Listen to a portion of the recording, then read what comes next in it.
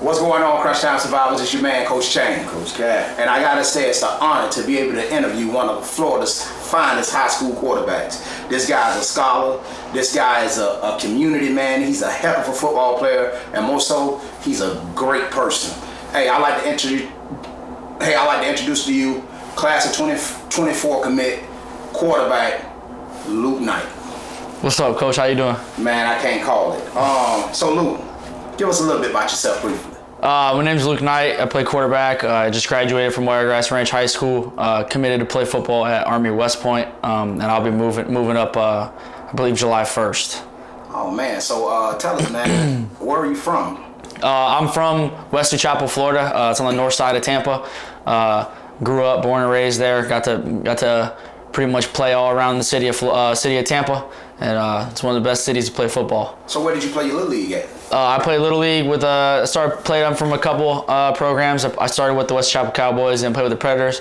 Played with the Jags for a little bit, and then I finished off with my middle school and then headed up to high school. At high school, did you win any championships in Little League? Yeah, we did, absolutely. I forget what the league was called when I played with the Cowboys, but we won a championship there. And then we also won a championship with the Jags. Yep. And then we went undefeated in my middle school season. We won our district championship as well. Okay, I see you.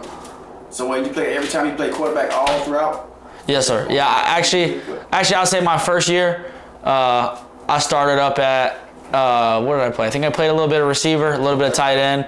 I wasn't prepared for quarterback my first year of tackle football. Okay. But after year one is when I started playing quarterback. Okay. So I hear you the third quarterback in your family. Who else played quarterback? So it's funny. My uncle, my mom's brother, as well as my dad, they both won a state championship playing quarterback up in Indiana. So I am the third quarterback of our family to win a state championship. So where would you rank yourself out of the three? Man, old school quarterback's a whole lot different than it is now. So I'm gonna have to go with myself. Go with yourself. I like myself. So if Rick heard you say it, yeah. Oh, he'll probably ground you. Nah, he knows. But reality, my dad, he was an athlete who got put at quarterback, and he wishes he never did. But they needed somebody. He got the job done. He was truly a Division I receiver. Okay. Wow. So if you had to say your game, the way you play quarterback, from the mindset to the throwing to the physical ability, who would you say your game it resembles? I can answer this one fast. Baker Mayfield, that's my guy. Baker Mayfield? He's the reason I wear number 6. We're built very similar. Got that same kind of attitude, that energy, that fight to us, same leadership styles, I think at least. And I hear great things about him, but that's who that's who I model myself after, I'd say, a little bit, and who I look up to, someone who's a big idol for me. That's good, because I can say Baker Mayfield has a lot of resiliency because he bounced back this year. Yeah, absolutely, and that's the same kind of person who I've had to be in my career. Okay, well, once leaving Little League and you were slated, let's go ahead and go into the transition of your career, actually starting your high school career. Once leaving Little League, you were slated to enroll at Wiregrass, but at the last minute you were flipped to Jesuit. Tell us what happened. Honestly, it was more so about the school. My parents, we checked out the school and everything, went to the open house, and after we saw what the school offered, it was like a big thing for my parents. Like, this is such an awesome place that you can't really replicate. So we decided to go to Jesuit. Football plays a factor, but mostly school speaking. You have the spiritual aspect, the academic aspect, and the forming of who you are as a person. So that was kind of a really big deal for my parents growing up where they grew up. They wanted their kids to have that opportunity. Okay, so after doing a little research prior to going and making that choice, we know that you reclassed. Yes, sir. How would you say, why did you and your team decide to make the decision to reclass, and how was that beneficial to your football journey? For me, I actually had kind of went through a little bit of an injury my 8th grade year, and we really did some research around the country. And if you do some research yourself, you'll see a lot of big Power 5, big time quarterbacks. A lot of them mostly reclassed as well. Some Hall of Famers. Absolutely. Yeah, so you'll notice nowadays in the recruiting world, if you do some deep research, you'll probably find most top quarterbacks are reclass kids. So after doing that stuff, it's not as big in Florida. Other states, especially sports like baseball and basketball, it's very big in other states. So after researching it and seeing a few kids do it in the local area, asked some questions, some people realized it would honestly be a mistake not to. It's more beneficial than anything I could do. So it helped me out a lot in the long run. I think gave me that year to really prepare for high school, as well as luckily for me, it happened during the COVID year. So I really didn't miss too much. Speaking, COVID came in that coming year. So I mean, I missed a semester of school, and then that's when COVID hit. So it was everybody else was homeschooled as well, just like I was. So once enrolling in Georgia, it looked as if you were going to have a chance to beat the guy early. Yep. Then COVID happened. Bam. Yep. What happened? Why didn't you become the starting varsity quarterback your first year? So COVID obviously forced a lot of kids to move to states that were playing football, because some states were not, especially up north. So I was a freshman battling with I want to say a junior at the time. I was with a junior, and we were having a good battle. We were going back and forth. It was honestly up in the air still. Me and him were going at it, and he's a good quarterback. He ended up going to Plant, and he's a real good quarterback. We ended up having, because of COVID, a kid transferring from Virginia. Virginia wasn't playing football, and I'll be completely honest with you, he's a really good quarterback. He's playing at Holy Cross now. He's phenomenal. So he ended up getting the job, deservingly so. And I sat out my freshman year, kind of sat behind him and learned a lot from him. He was a great kid, great to me and everything. So I still keep in touch with him and his family. But I sat behind him my freshman year, and then he graduated after that. That says a lot about your character. To go through such adversity at such a young age and to embrace it. Yep. And get the pluses out of it and move on with life. You finally get your shot, then which was deservingly so, your sophomore year. And out the gate. How did y'all draw St. Thomas Aquinas, the juggernaut? That's honestly the king of all kings in high school, they would say. Yeah. Florida, in Florida. It's honestly a funny story. Our game got canceled on a Monday because of COVID. We were supposed to play Wharton, I believe. And then it gets canceled because of COVID. And, when you don't have a game, everybody knows bye weeks, practices are kind of, not as dialed in. So we're not as dialed in as we are when you got a big game coming up. It's actually a Wednesday practice, and it's raining. It's actually pretty rough. I was having a rough practice, but nobody was having a good practice. I was not a captain at the time, but about midway through practice, Coach Thompson, our head coach, calls up the captains and says, "Hey, we just got a request to play St. Thomas Aquinas. They want to drive up here, play us. Do you guys want to do it?" And all the captains were like, "Absolutely." So we get out of an offensive period. I walk to the sidelines, and the offensive captains who were over there with us go, "Yo, we're playing Aquinas." And I was like, "Yeah, funny." And I'm like swear, like say you swear, and they're like no, like no joke, we're playing Aquinas. So you had the option to play. We did, yeah. Our coach came and asked if we would, because they had their game canceled too, and they called us and said, "Hey, we'll drive up." So our coach was like, "Yeah, let's do it." So we weren't scared. We had the confidence. I mean, I was by no means was I scared. I'm not. That's not who I am. I see opportunity. I'm like, let's do this. So how we went from bye week, kind of lollygagging through practice a little bit, we dialed in. Everything heated up. I started having a good practice. Everything dialed in. Everybody was focused in. Just the energy turned up like crazy. Instantly, immediately, with the snap of a finger. Once we found out we were playing them, just absolutely everything changed. And then from when we got home, I mean, I was probably at the facility till 8:30 that night, just straight studying with coaches, getting through everything, all the logistics. And it was funny. I got home. I went and I was sitting there at the dinner table with my dad as I'm eating, just watching film the whole time, going, they're beatable. Like they are, like they make mistakes just like we do. They have tendencies just like we do. Like they are so beatable. And I texted my coach and I said, "We're gonna beat these guys." And that was, it was funny because the next 2 days of school, I didn't really do much school. Put it that way. We had iPads. Athlete student. We had iPads. Everybody in the school knew we were playing Aquinas. Everybody knew Aquinas was coming up to us that week. Like this was, they were ranked number 6 in the country at the time. They were number 1 in Florida. I mean, they're St. Thomas Aquinas.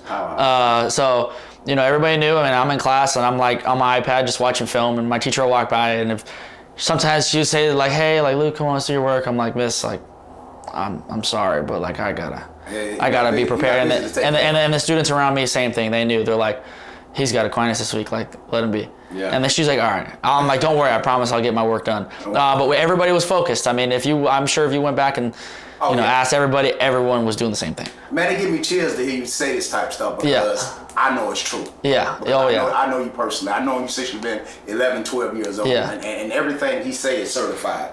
All right, let's get to the game. Mm-hmm. Joquez Smith is having a phenomenal game. Yeah, I mean, I'm talking about a Frank Gore type game. The more he get it, the hotter he get. Yep. But he needed help. Yeah. At the end, he needed help. So we were running the ball extremely well. It was a rainy game.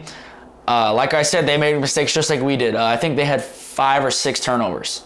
Yeah. We had 3 or 4 ourselves, all because it was a rainy game. So it rained a little bit. I knew there was 1 interception thrown. I actually hit my guy in the chest, and then it popped out. He got hit and it popped out. But other than that, I mean, we had fumbles. We had fumbles after completion, 1 for sure. We had, I think, 2 fumbles on the ground. But Joquez Smith, I mean, to this day, I'll tell you, he was the best back in the state of Florida whenever he was playing football. Yeah. He's that good. He's really that good. I think he had over 200 yards that game.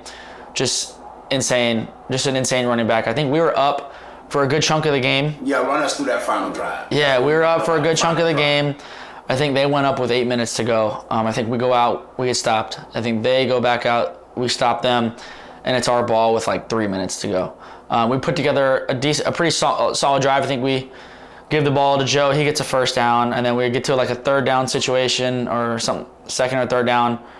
I actually run for the first down, and then we throw one to Jarrett Bowie. He gets us down to like the 10-yard line. Like we did like a little leak out with him.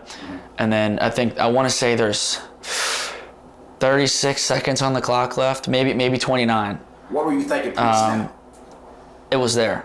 We ran a play. What was the play? We ran trips left, and we motion our back to the left as well. We leave him in the flats, and we run all guys. We're on the 10-yard line at the time, either 9 or 10-yard line. Run all curls. So in a long field, it's all verts. For a short field like that, it was all curls. It was all fine space. Okay. So we were in trips, and I knew it was going to be the middle guy, if anybody. If it wasn't going to be the middle guy, it was going to be to the back. So you're reading that outside backer to see if he's going to bite down. And as soon as I drop back, I knew, we had him. So I knew he was, because that kid bit on that motion.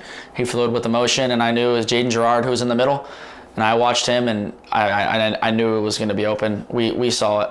We all knew it. And then that ball was delivered, and that was an insane moment. So what went through your mind? If you knew at that moment you beat Aquinas, you beat anybody? I mean, that's something I think we wanted to talk about. But yeah, I mean, I knew. I mean, after that point, we all knew we had to win states. We knew there was no other option. So you knew. So the people believe. Jesuit beat St. Thomas Aquinas. It's all over the state of Florida. Yep. It's all around the city. It's all around the country. It's all in the country. We got over the headline of Max Preps of everything of we upset. Team in the country. Yeah, so we jump up from, I think we went from either right around 100 or 75 to 15. To 15. So we jump up to 15. Wow. So when did you know this Jesuit team was for real? So this is funny to you. When did you know it was for real? Not the St. Thomas game. Agreed. When did you know? This is something I love to talk about. We lost to American Heritage in the state semifinal the year before. Okay. Joe Pazanski was the quarterback. We returned mostly everybody in terms of skill-wise. We brought back everyone. So I knew our defense was going to be loaded as well. We didn't lose much, and I actually, as we're walking off the field, for some reason, for me, I mean, maybe it's because I care a lot about the game, but I didn't play at all, and I was devastated that we lost. Like, I was devastated. It really hit me that we lost. Like, it wasn't right. So as we're walking off the field, I actually told Coach Thompson, I said, hey, we're gonna win one next year. Like, I'm going to win you one. And I think he kind of laughed it off a little bit. But, I mean, I meant it. I knew we were that good. One of my best friends, Junior Vanderos, so, I talk to him all the time, and I told him all off season, like, we're going to win one. And he's the same way. He's like, like, can you fill the role? Because Joe was, he threw for almost 3,000 yards. He was a big guy. He was really good at what he did. He was a phenomenal quarterback. At the time, he won the Florida Dairy Farmer Player of the Year. He was a really good quarterback, probably one of the best in the state of Florida. So I had big shoes to fill. I was young. I wasn't his stature. So there's a lot of question marks in the air, but I knew who I was. No matter whoever was in front of me, I'm always going to bet on myself, and I knew who I was as a person. I knew I was going to be able to fill whatever shoes were asked of me. So I knew all off season we worked harder than ever. I will say, like, there's no doubt, like, we worked harder that next year after my freshman year. We changed everything to 6 a.m. workouts. Everybody was on board. Nobody missed. We were working. Unit. Yeah, absolutely. That was the biggest difference, because I think we had lost. Of the 5 years before that, we went to state semis and lost 4 times in a row. And wow. Yeah, every single time we went to state. We never went to states, and I don't know how long. So every year we lost to the Miami team, and So now you go through the playoffs. Yep. Yeah, we get to the playoffs. We go undefeated. We had a couple rocky games in there. Yep. Mid-season, I think we hit a little bit of a slump after the Aquinas game because our heads were blown up. But going into the playoffs, we started to roll for sure. We beat our rival Tampa Catholic 42-0. That was you had to say that. Yeah. I love saying that. I actually I'm good friends with all those guys. You know them all too. Yeah. Gave it to them. I didn't even play I didn't even do too much. But we played as a unit. I played solid. But then that first playoff game, I think we played Boca Ciega or Braden River. I think it was Boca Ciega. Mm-hmm. We played so clean. I mean, I'm talking. I think I was 16 of 17, and my one incompletion. I'm gonna rag on my best friend Junior. He dropped my wide open corner route. Man, Junior bad. So he don't drop nothing. He was a bad man. He's the best athlete I've ever played football with. He's that good. He dropped one. And then the next game, Braden River, same thing, just smooth. And then the next game, Hillsborough. We beat them 42-0, smooth. Wow. So we get to state semifinal, that Northwestern game. Miami Northwestern. Mm-hmm. So y'all you know what? Y'all was the first team. Yeah. You have a undefeated record against Minot. Yep. You lost to American Heritage. No, that was the year before. We're undefeated. We're 13. You're undefeated against Miami. Oh yeah. So you missed the Dade County. Yeah. You own Dade County. That week was ridiculous. That was an insane week. Oh yeah. We were 13-0 heading into that game. I'll explain it this way. Miami's got a lot of media coverage, and Miami loves themselves. Yeah. You know that. We all know that. Miami is, they think they are the best thing since sliced bread. Yeah. So they all over social media. I mean, yeah, Jesuit's good. They upset Aquinas, but it was on a rainy game, and Aquinas had 5 turnovers and all this and that, and so many different excuses for that game that it didn't mean anything. And they had odds of Northwestern's going to beat us by 10. And mind you, like at that time, I think we're ranked probably 11, 12 in the country. So I mean, we're up there. And still, like, no one was giving us our respect. And watching film and everything, what they were going to do, we knew we could handle them. They didn't have the tools. They played a heavy box, but it was a beatable box, so it wasn't anything crazy. And granted, we had Joe Quez Smith, and I think he ran for 230 and 3-4 touchdowns that game. I threw 2 touchdowns. So we put it on them. Joe Smith, and I'll say it again, and we gave him his flowers already, but that's Fight about it. You and Joe played for me actually for FBU, and we won a championship together. So darn right we did. You had that infectious spirit of winning. Yeah. I do want. Go ahead. No, I was saying, how did that affect knowing you're gonna play Aquinas again? Like. No, we didn't. Not Aquinas. We played Northwestern. Northwestern. Yeah, so we played Northwestern. I loved it. For me, I like other people. Like obviously, we didn't want to draw the Miami team because that was the first year they redid it to where 1 plays 4 and 2 plays 3. So before that, it was always Region 3 plays Region 4. Oh. So we always played Miami no matter what. But they changed it up. So we're like, all right, we might not get Miami this year. And of course, we get Miami. Yeah. They had a couple losses because their schedule's stiff. I watched them play earlier that year. We went to that game that year with the I think the running back, last name was Ford. The short kid that was fast. Kid, Yeah, he was we good. call him Cheetah. Yeah, he was good. Yeah, he was pretty good. So y'all had y'all hands full. We had our hands full, but our DC man, he's awesome. Yes. Coach Palmer, he's so good. Oh yeah. He's so good. He diced them up. I think they scored 12 points that game. But I mean, Northwestern came out and they from the opening run out, they ran down to our end zone and they go get up in our faces. We haven't even run out yet. You know, our cheerleaders are still standing there with the banner. We haven't even come out yet, and they're running down in our end zone, standing next to us, getting in our faces, clapping, and we're like, all right, this is serious. Like it's time to go. Like, nah, you ain't gonna do that at our field, because it's granted. Let me tell you this: like, this is the first time we've played a Miami team at home, because every year they're the higher seed than we are. Yep. So every year it's always in Miami, and now that we beat Aquinas, they're in our house. Yeah. So I mean, we're packed out. Like, we were the only team really playing in Tampa. I was there. Yeah, we were packed out. That like, there wasn't a spot on the fence you could grab. You know, the fence was full. You know, we had Mike Evans was there. A bunch of the Bucks guys were there sitting on the field. I mean, it was a full house. So it was a big one. It was no, like, everybody was there. The whole city was there. It was like, you're not going to come running in our end zone. And we came out. I think they got the ball on the first drive. They go 3 and out. We sack them twice. Like, and we go down, we score off rip. Some great guys on that defense. Name a few. Oh my! I mean, our defense was insane. We have Wade Woodaz playing at Clemson, Caleb Williams playing at Furman, AJ Cottrell, our middle backer, playing at Florida State. We had an end who I think walked on at FAMU. Andre Gilbert, he's playing corner at the Naval Academy. Troy Bowles, he's playing at Georgia. I mean, he's a really good. He's real good. I know we had some more kids. Well, you played with some monsters, so you get through Northwestern, and now reality sank in.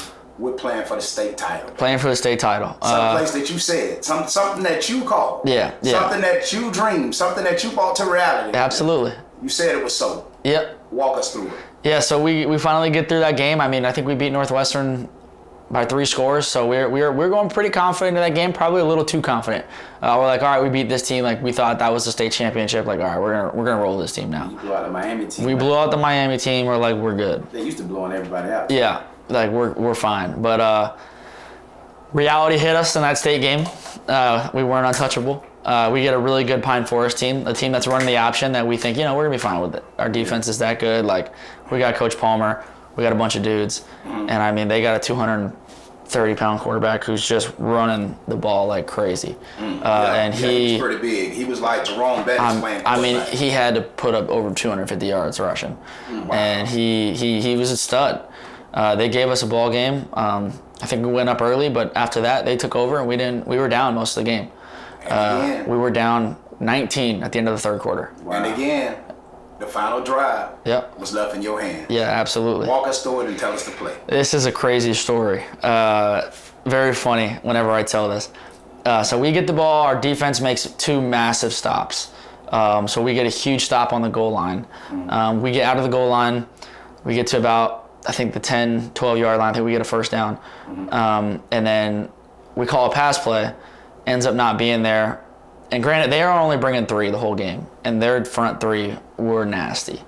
They were nasty. Wow. 3. That's So I take off, I run, I probably get 1 or 2 yards running up, like almost like it's a QB draw. And I run to the sideline, and my coach calls a QB draw. I'm like, I just got smoked. So I'm like, all right, let's do it. So back in my mind, I knew I had to keep some options open. What we do, they're bringing 3, so they got 2 guys coming off the edge, 1 through the middle, and they are supposed to run upfield. But on the left side, the guy makes a move inside and beats our tackle inside. So I can't run a draw up the middle anymore because I'm sacked, I'm smoked. You're going to bed. Yeah, so I actually go around him to the left. If I'd have ran the ball, I probably would have got 2-3 yards. But it's funny, I actually keep my eyes up like I'm going to throw it. And Jaden Gerard makes eye contact with me because he's supposed to be coming down to block a middle backer. He makes eye contact with me and peels out. So we call it a QB draw. So I know my guys aren't upfield because we're just triple teaming the nose and letting our guys go. So what ends up happening is he sees me running left and he kind of just peels off and looks for me to throw him the ball. And I'm about to get hit. I'm approaching the line of scrimmage flat and I'm about to get smoked and I just drop it over top of that kid and Jaden Gerard takes it 80 yards to the 10-yard line. On a broken play. On a broken play. On a quarterback draw, we complete a pass for 80 yards. Nobody knows that. I mean, even like we get to the sideline, we didn't even talk about it till like probably later, like after the game. My head coach had no idea. We're like, yeah, that was not supposed to happen. Like that was supposed to be, we needed to get a first down there. Like we didn't even plan to throw the football. Wow. So now the ball game is over. The confetti is everywhere. We're missing the biggest part. Go ahead. We take it down to the 10-yard line. We didn't score. I thought you scored. No. We're down to the 10-yard line. I think we're on the 12-yard line. And we call 2 run plays. I think we're on like the 7 or 8 yard line. We get stuffed on both of them for the most part. And because we're burning the clock down, because I think we get down there with about a minute 20. So we're burning the clock down, maybe a minute 30. And we get down to about 30 seconds. And my head coach at the time was like, I'm going to kick myself if we just try to settle for a field goal and we miss it and we don't try at the end zone.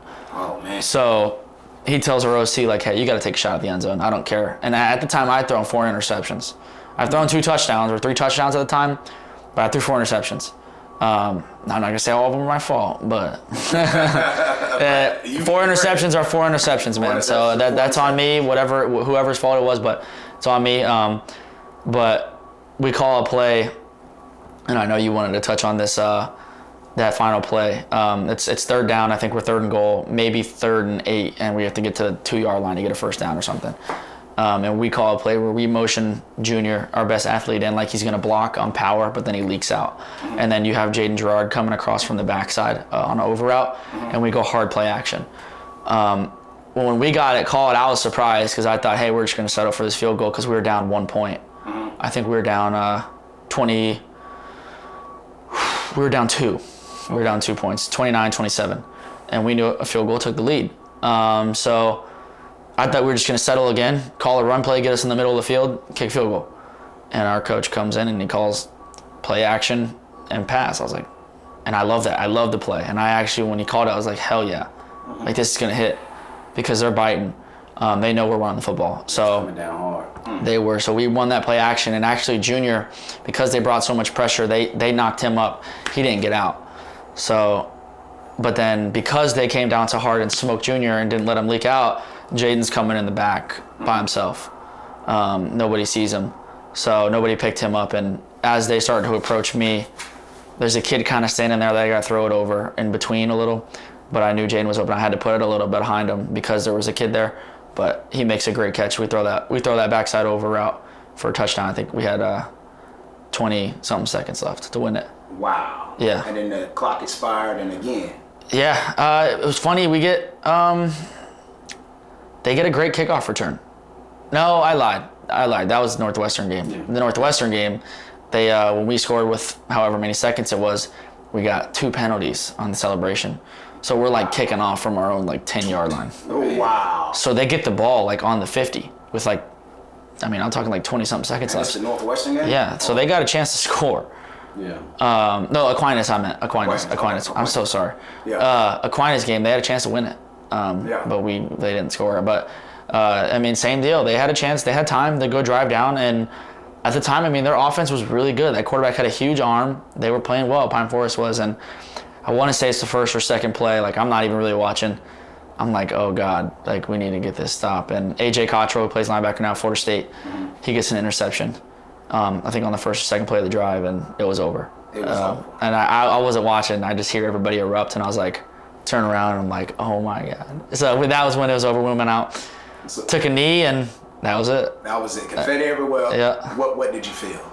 Oh, unreal. I actually went to our sideline with my arms up and, like, we did this shit. We did. Yeah, so when you went to the sideline, I know you the first person you saw was your mom and dad carrying Rick. Yeah, after we were celebrating, I went up to my dad, to my parents over there, and at the time, like, it was just, I had a bunch of friends that even drove up from here that not even affiliated with Jesuit or anything, just hometown buddies, and they're all in tears too. Like, oh my God, like we did it, and it was an unreal moment. I mean, I'm out on the field, like, just soaking it in, like, honestly, and So how did you?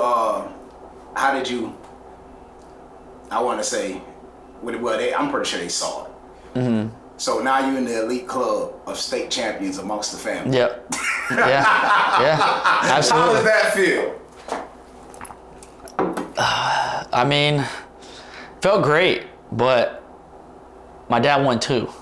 Oh man. So. Oh man, you can't say you better than Rick. Yeah, well, he won one at quarterback. Oh, he won one at quarterback. Yeah, all right. So, but it was great for the day. I will say it was awesome. And then my mind, right after, I was like, all right, now to get another one. Man. So that was that. I mean, I enjoyed it probably for a day or maybe a week, but after that, I was like, all right, get back to work. Yeah, back to work. Where did you get that mindset though? Like, back to it. It's temporary. I mean, there's so much things in life, like everything you really get is like, a lot of your happiness is temporary. Yeah. And it was awesome. But after we won, I was a sophomore at the time, so I still had a lot ahead of me. Yeah. I was just halfway through now. I just reached the halfway point. I'm not even done with my sophomore year yet. So from that, it was like, all right, I gotta, at the time, great. We finished at 8 in the country. So we ranked 8 in the country now. And that was awesome. It was really cool. After that week happened, we're at 8. And jumped almost 80 spots. Yeah, we're way up there. We jumped way up. So we're a national big time team. So we're 8 in the country, and it's awesome. We're going home. We had a great time at the hotel that night. Head home. We get police escort. We got people waiting for us at the school, and we ended up being in the Gasparilla parade. We go to the Bucks game, throw beads off the ship, and we had to do a bunch of cool stuff. We were one of the first. I think we were the first team to win one since Armwood, way back. And for Jesuit is our first state championship in 53 years. Wow. So we hadn't won one since 1969 at the time, I believe. Well, I think we only have not even 2 hands full in the county alone. Yeah. Not too many.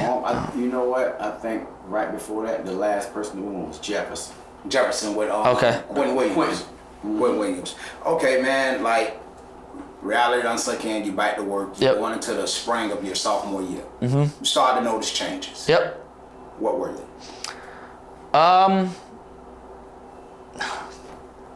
I was doing my part. We were working hard, and I think it was kind of a mindset of, hey, we know Luke's doing his part. We know he's experienced now. Let's start getting other guys ready. Okay. Put it that way. But yeah, so we started to maybe get a little too confident in ourselves. Okay. But yeah, we had a lot of work to do. We lost a lot of guys. So it wasn't like the year before we brought everybody back. We lost a lot of dudes. So there was a lot of work needed to be done. A lot of work had to be done. Fine-tuning them kids had to get adjusted. Had to get a lot of new kids adjusted. A lot of new stuff. Okay, well, summer came about. A transfer came in the previous year. Was it the previous year? No, it was summer. Yep. So, kid come in, nice sized kid, have all the intangibles. Because when you look at Luke Knight, I mean, you look at Luke Knight. He look like a beach kid, like he sells insurance. But when he gets on the field and the game is over, and the game on the line, you wouldn't have a better guy to lead you. That's how I feel. Yep. You may not look like the guy, but you're the man. Yep. And they transferred this big kid in, and you start to split reps. Yeah. How did you take that? He was a good quarterback. He still is a really good quarterback. He'll probably be a big time, passing leader number wise. You'll see a lot from him. He's real good. He's a big time quarterback. He came in as a freshman, so not technically a transfer.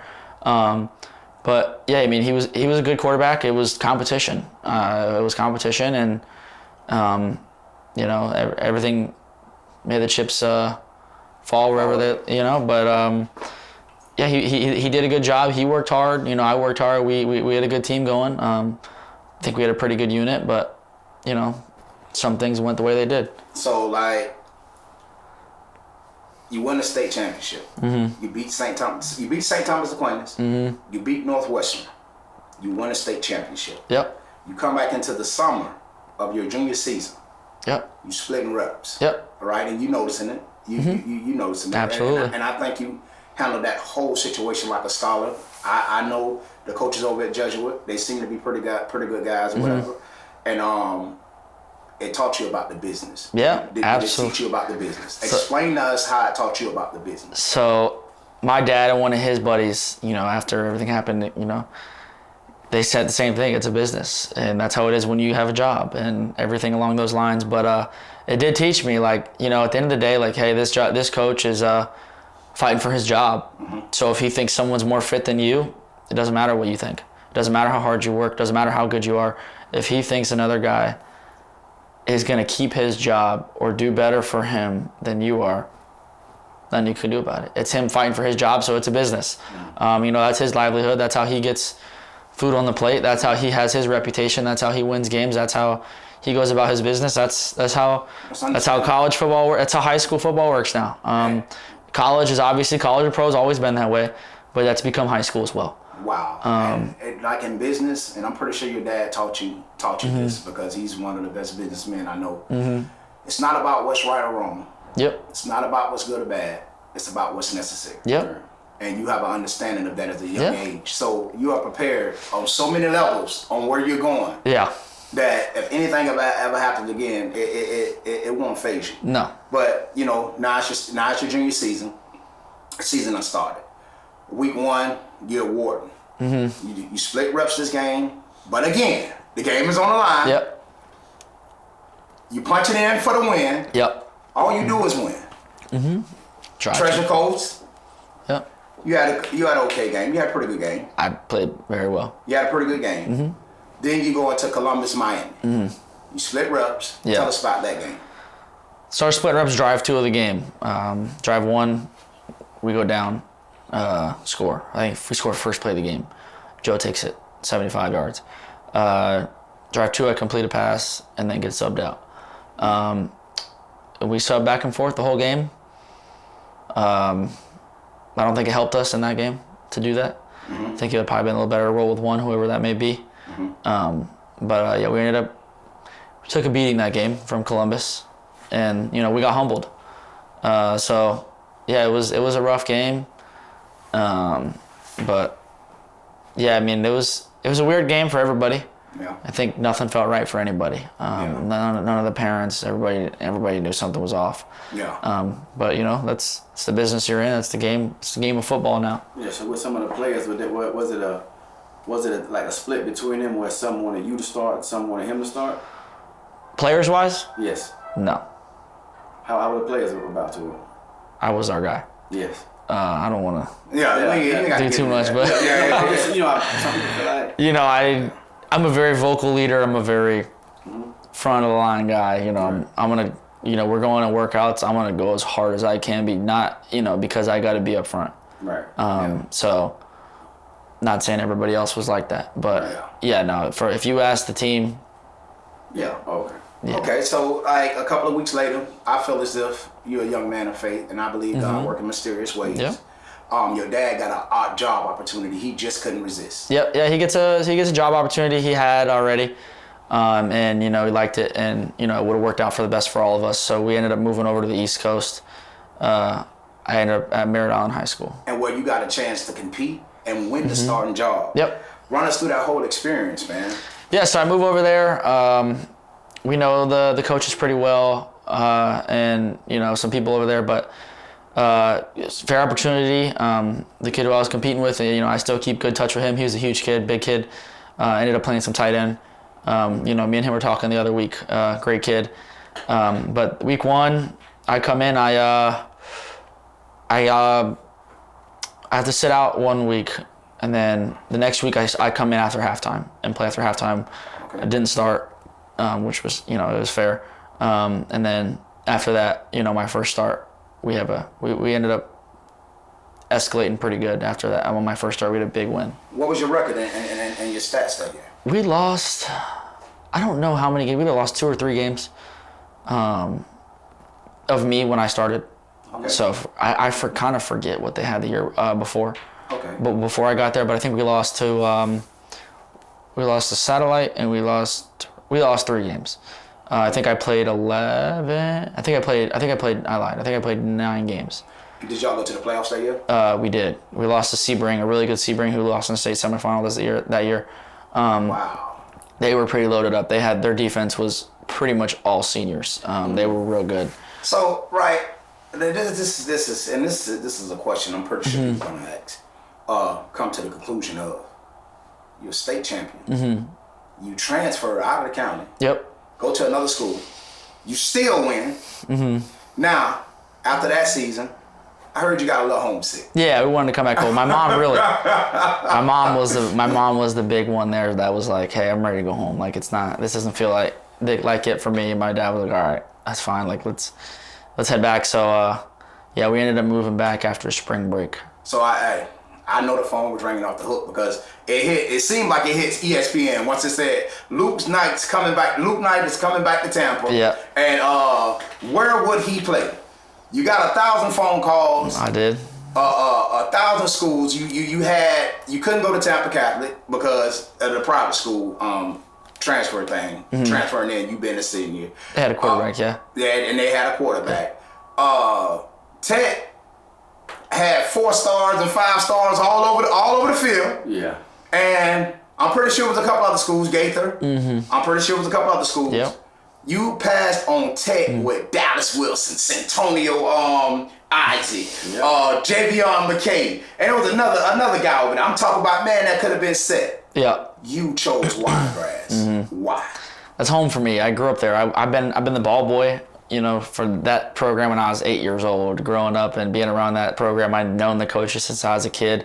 My dad coached JV ball there when I was a kid, so that was home for me. I knew what I had done at that point, as well as being at a school like that. I'd have a little bit more freedom, a little more room to do what I wanted to do in terms of offensively. I knew the coach well, and we were kind of in cooperation, like, hey, this is what we're going to do.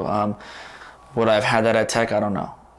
Did I have a great opportunity to go there? I did. Yeah. I had a couple. I could have went to Cocoa over there, who ended up winning states the next year. Yeah. They were ringing my phone. I could have went to Rockledge, who was a really good team. There was a bunch of schools in Tampa that, reached out. I could have probably went to, but it was a being home thing.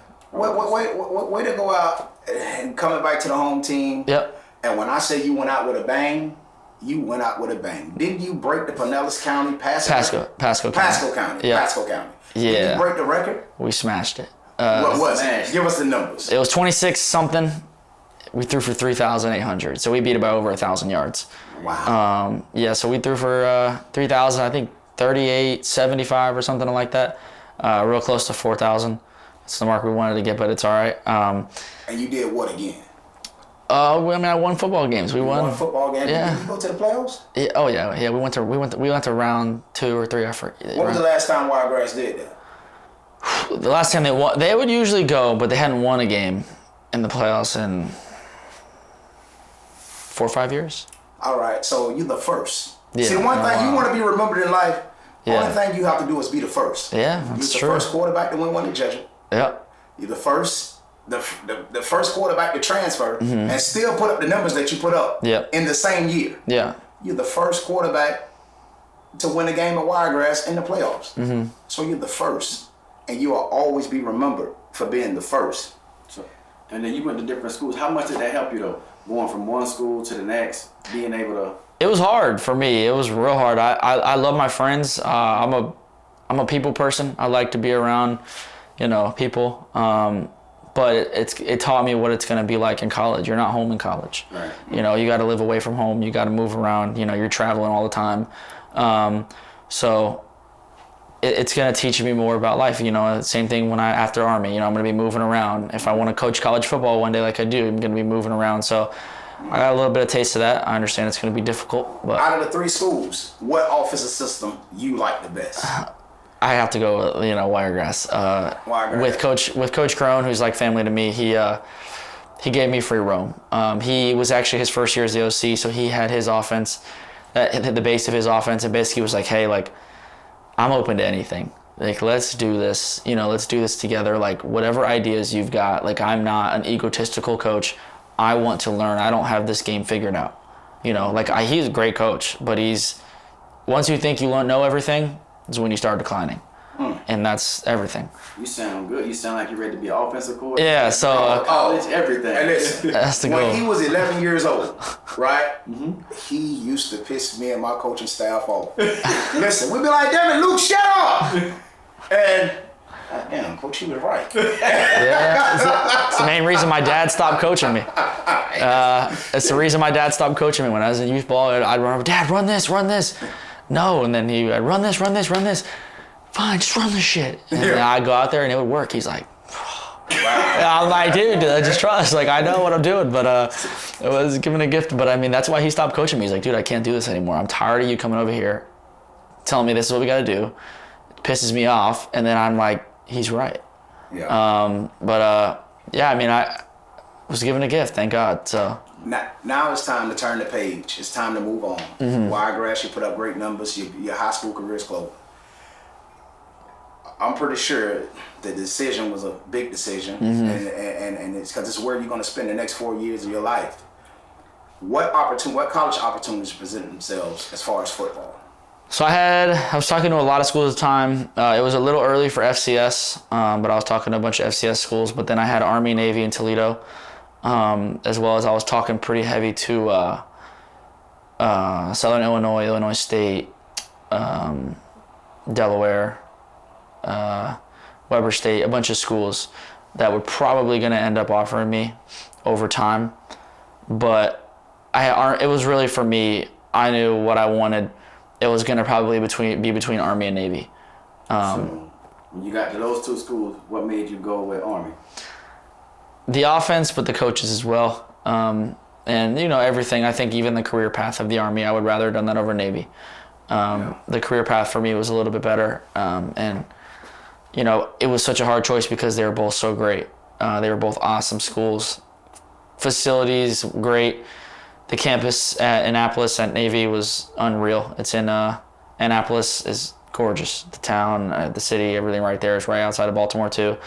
West Point, you know, you're outside New York City, and you know New York City's a pretty cool spot to be when you get to go out on the weekends, and you know where you get to experience stuff. But for me, it came down to who the coaches were, and then the career path, and schooling was great no matter what, and I think it was more so a little bit of the offense. What type of offense they run? So they're both option-based offenses, but Army at the time was more working to try to transition to be able to throw a little bit more. Okay. They don't necessarily have the tools yet, and you talk about being the first. I'm going to be one of the first guys they've truly recruited to be in a system that can run an RPO, that can still run the football. I'm going to be running the football. We're still going to run the option. We'll get under center, and we'll run the option out of the gun. We'll fake the option. We'll throw the football. You're still going to see similar Army football, but you're going to see a little bit more of passing thrown in there. Okay. But it's also obviously going to be tailored to the guys. You got to have someone to do it. And I think that I got a chance to be one of those guys. It's going to be one of the first that can really do what they want to do. Okay. Now for you, which one do you prefer to be, running a RPO, or would you prefer just to be a pocket passer? Oh, RPO. I would rather make a quick decision or throw in the run than throw in a calm pocket. Oh, okay. That's who I am. That's my game. Okay, so now you know where you're going. Yep. What would you say? Give me 3 things you learned throughout your journey through high school. Man, I learned a lot. I had a fun-filled high school. I had a lot of stuff happened in my career. I learned hard work. I had to learn what it takes to really, go win something. I never had to work that hard in terms of just game planning and preparing for a game and preparing for a season and all the little things you have to do right. Excuse me. All the little things you got to do right to be a really good team. It's more than just playing good football. It's, the smallest thing of what time do you get there? And how do you set standards on your team? How do you make the guys do what you do? How do you get them to follow your lead? Because, you can do the right thing, but how do you get the other guys to do the right thing? Mm-hmm. And there's so many different ways of people. So I'd say one of them is learning how to work hard, as well as learning how to lead. Another one would be probably for me, learn how to lead, because everyone's a different style. You can't yell at everybody. Yeah. You sometimes some guys you got to show, some guys you got to build up, some guys you got to tear down a little bit, some guys you got to be soft with, some guys you got to give love to, some guys you got to it's just different. Everyone's different. Some people are quiet, some people are outgoing. Some dudes got to get in their face and say, look, I'm the alpha here, I'm the tough guy, this is what we're doing. And some guys you can't do that to, because they'll just shut down. Spoken like a true coach. So I had to learn that. That's number 2. And then for me, just dealing with adversity. A lot of things you can't control, and you gotta turn to God and say, look, you got a plan, and I'm gonna figure it out. And dealing with adversity, it's like so much for me now has become like, I don't care what situation I'm in, I'm gonna figure it out. And it doesn't matter whether it's I got to do a job at the house. Like, hey, I need this done. All right, I'll figure it out. So you just got to figure it out. What are you going to do? How are you going to make a lot of money one day? How are you going to do this? I don't know yet, but I'm going to figure it out. You know how to definitely got some preparation now. Yeah, you got to I'm going to figure it out. And that's the biggest thing with dealing with adversity is like, okay, don't be upset. How are you going to figure it out? What are you going to do now? Now, you told us those. Now, if you could change anything about your high school career or thus far, what would you change? I couldn't say I really would. I'd probably go back to a few games and say, man, I wish I would have prepared a little more. I think in that year I went to Merritt Island too, same thing. I wish I would have probably worked a little harder. I got in a little bit of a slump. Like I said, I never really dealt with something that big. Like not in a bad way. I still played good. I think I threw for a little over 2,000 yards that year, and way less games. So I played pretty well. I think I had the highest yards per game in my division. So I had a good year, but I think I could have done a little better. We had a loss to one team that we shouldn't have lost to, that game specifically. I think I could have prepared us a lot better. But overall, I'm not like what big decisions and like life decisions. I went to arguably the best school in Tampa, and I played really well there. We won a lot of games. I had a lot of fun. I had to leave. I got to move around. I had to learn how to deal with that adversity. I had to learn how to deal with moving. I got to meet new people that have made big impacts in my life. Even moving there, I've met people, you never know who you get to meet. And, I got to meet people that are going to be connections for me for the rest of my life that have made a big impact on my life. So, what advice would you give a young kid that's playing quarterback? What advice would you give them? I like talking, and I always root for the smaller guy. Yeah. I'm a smaller guy, so if I'm talking to a younger kid that's smaller size, don't listen. Like I'm gonna be probably one of the smallest quarterbacks in Division I football, but it doesn't matter. But for me, I think the biggest thing playing the quarterback position more than anything is who you are as a leader. Your team is based off of you. Everything is. You don't have a good quarterback, you can't win the big football game. Period. Wow. You just can't, and that's at every level. Why do you think Patrick Mahomes gets paid over $500 million? Yeah. You can't win a big game without a quarterback. It's not possible. So Belichick found that out, didn't he? Yeah, you darn right he did. So, that's the game, and it's who you are as a person. It's not there's a million quarterbacks who can throw a football good. I can go find in Tampa so many guys who can probably throw a better ball than I can, but they are not going to outwork me, and they are not going to lead a team better than I will. And that's it. It's who you are. The quarterback is the guy of, I'm putting you in a room with someone else who's going to make it out alive. Yeah. It's the quarterback. I'm going to find a way. I'm going to figure it out. Wow. You got to be the lion. You got to be you're the killer no matter who it is. And I'll tell you a story. When I was a freshman, I'm running scout team, and they're trying to kill me. And I'm like, bring it. Like, I'm going to get, I weighed probably 150 pounds at the time. They're going to kill me. Like, if they really wanted to, they could destroy me.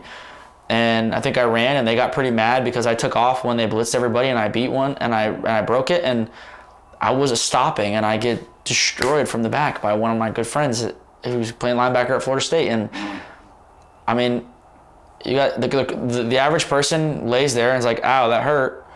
But then the quarterback gets up and says, screw you, I'm gonna do it again. Wow. And it ended up happening. And again, the next play, and I'm running my mouth, and I get into some trouble my freshman year. I was running scout team. That was my job on the team, was to run scout. I didn't play JV. I just ran scout, and I played cleanup minutes. But I earned some stripes there, and that's who you are. Who you are as a person. Are you tough? Can you lead? And are you gonna fight? Can you fight through? And because they follow what you do. Yeah. Like I said, you gotta learn how to get your guys to follow what you do. So that's who you got to be. So I hear you quite the businessman. Yep. Give us your thoughts on the new NIL. Oh, maybe coming in the high school. Yeah, that's great for everybody. We actually, Army, we don't get to do NIL stuff like that because we get paid by the government and everything's taken care of. So I don't think now those rules may change in the future. Who knows?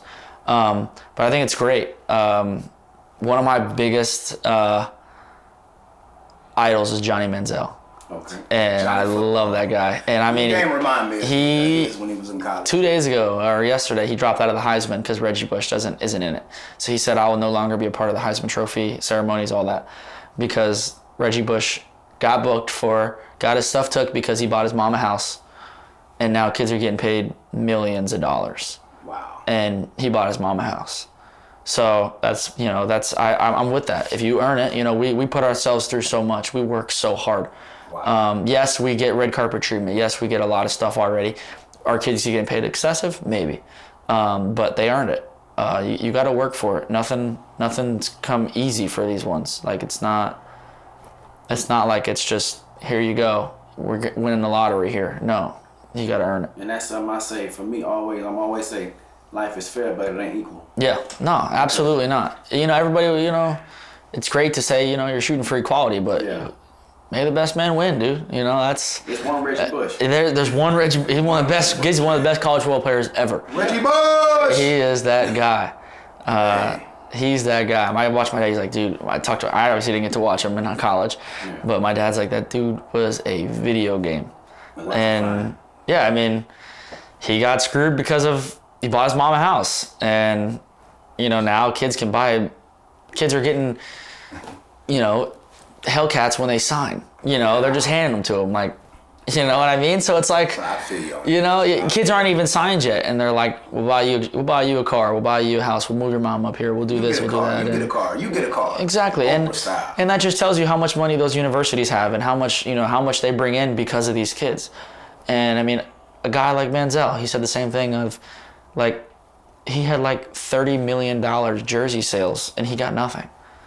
And it's like, these schools are making so much money that, these kids are putting their bodies on the line, they're putting their mental health on the line, they're putting everything on the line.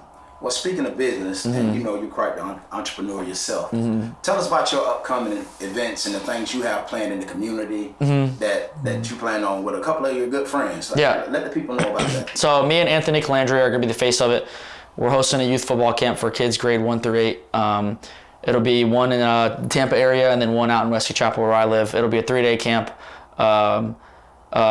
It's going to have a bunch of our college guys there. So we'll have, for what they can. The first one will have everybody there. The second one will be a good chunk of guys. Some will have to be at workouts for college, but it's all current college athletes. We're going to have 10, 12 guys out there.